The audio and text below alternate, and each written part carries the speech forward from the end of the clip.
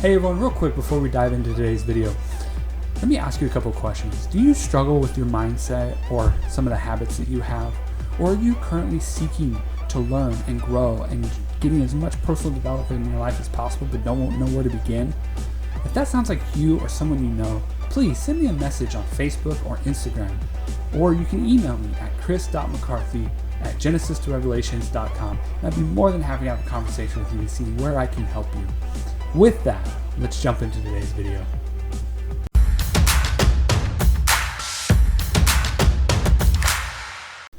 What is up, everyone? What's going on? So today we're going to be talking about beautiful state versus suffering state. 5 ways to live in that beautiful state. So jumping into it, what is a suffering state, you might ask? Well, it's where you worry, you fear, you live in the past, you focus on problems that don't matter.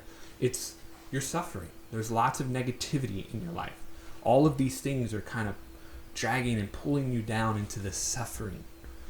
Well, beautiful state's the exact opposite. You know, yin and yang here.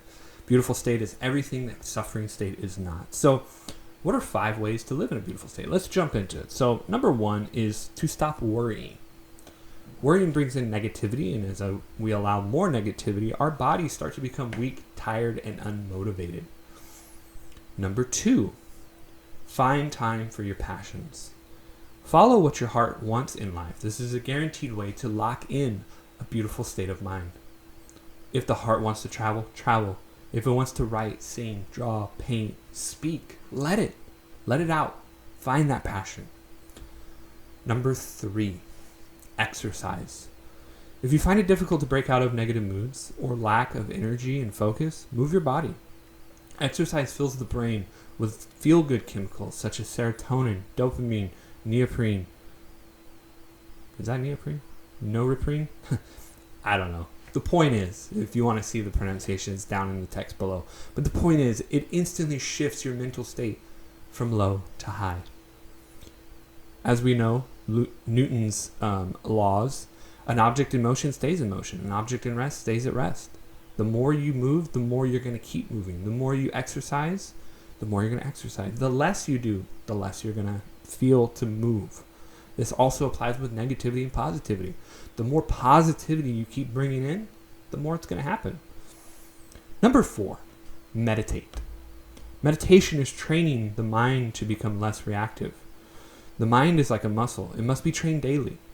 Meditation is like your mind hitting the gym. Some workouts will be harder than others, but it is the consistency of the effort that matters. Meditation has been shown to improve cognitive performance, such as attention, memory, and concentration. So just like working out is the physical aspect for your body, meditation is the mental training for your body. This allows you to become less reactive. It allows you to slow down and think about what's happening to you and how you can fix it. And number 5, be grateful. Gratitude and appreciation are easily emotional states to get you into putting you into that beautiful state. Yet people overlook the power of these states. So many people are in suffering states right now. With this whole pandemic that's happening, I understand completely. I myself find myself shifting to a suffering state every now and then. I feel the negativity coming in. I feel a lot of the different emotions that kind of drive me towards that path to suffering state. And I have to take a second.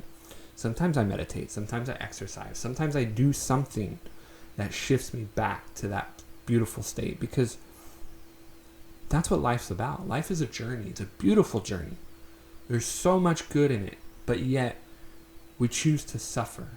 We choose to let ourselves suffer in the state because we focus on the negative. We focus on the bad because it's easier.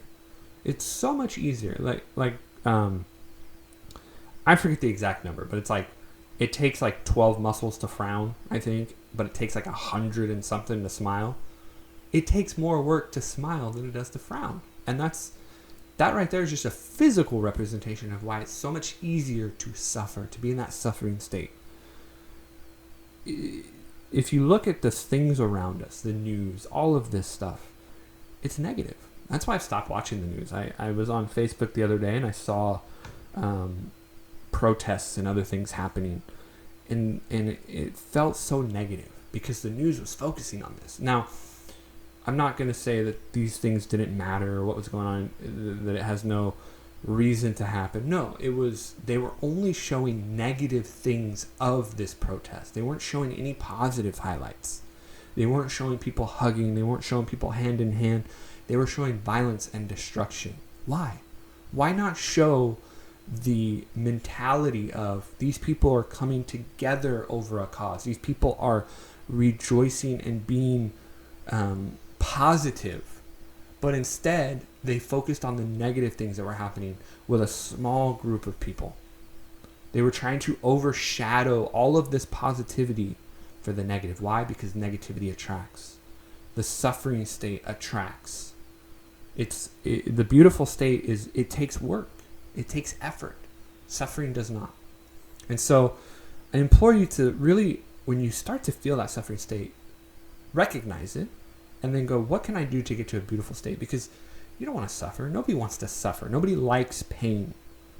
But yet we stay there. We don't try to get ourselves out of it a lot of the time. So really understand when you're in that suffering state.